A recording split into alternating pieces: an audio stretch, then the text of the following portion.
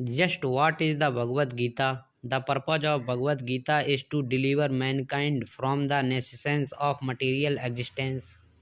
Every man is in difficult in so many ways. As Arjun also was in difficulty in having to fight the battle of Kurukshetra, Arjun surrendered unto Sri Krishna, and consequently this Bhagavad Gita was spoken.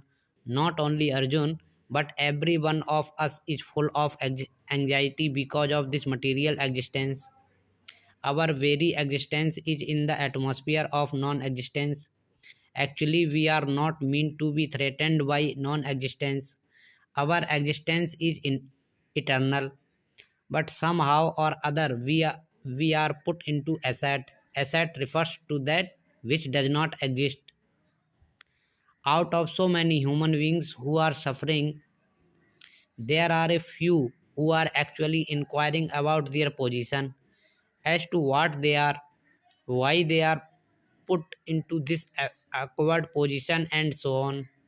Unless one is awakened to this position of questioning his suffering, unless he realizes that he doesn't want suffering but rather want to make a solution to all suffering, then one is not to be considered a perfect human being. Humanity begins when this sort of inquiry is awakened in one's mind. In the Brahm Sutra, this inquiry is called Brahm Jinsa, Athato Brahm Jinsa. Every activity of the human being is to be considered a failure unless the inquiries about the nature of the Absolute. Therefore, those who begin to question why they are suffering or where they came from and where they shall go after death are proper students for understanding Bhagavad Gita. The sincere student should also have a firm respect for the Supreme Personality of Godhead. Such a student was Arjun. Lord Krishna descends specifically to re-establish the real purpose of life when man forgets that purpose.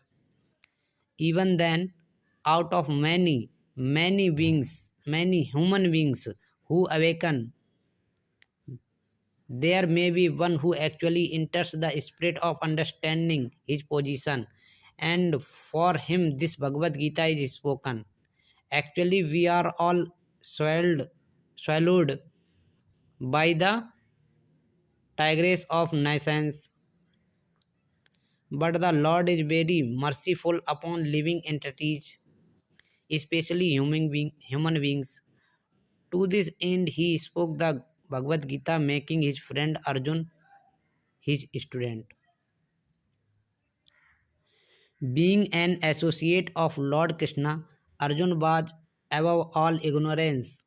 But Arjun was put into ignorance on the battlefield of Kurukshetra just to question Lord Krishna about the problem of life so that the Lord could explain them for the benefit of future generations of human beings and check out the plan of life. Then man could act accordingly and perfect the mission of the human life. The subject of Bhagavad Gita entails the comprehensive of five basic truths. First of all, the science of God is explained and the constitutional position of the living entities, jivas. There is Isvara, which means the controller, and there are jivas, the living entities which are controlled. If a living entity says that he is not controlled but that he is free, then he is insane. The living being is controlled in every respect, at least in his conditioned life. So, in the Bhagavad Gita, the subject matter deals with the Ishwar, the supreme controller, and the Jivas, the controlled living entities, Prakriti, material nature, and time, the duration of existence of the whole universe or the manifestation of material nature, and karma, activity. are also discussed.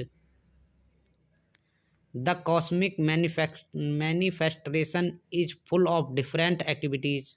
All living entities are engaged in different activities. From Bhagavad Gita, we must learn what God is, what the living entities are, what Prakriti is, what the cosmic manifestation is, how it is controlled by time, and what the activities of the living entities are.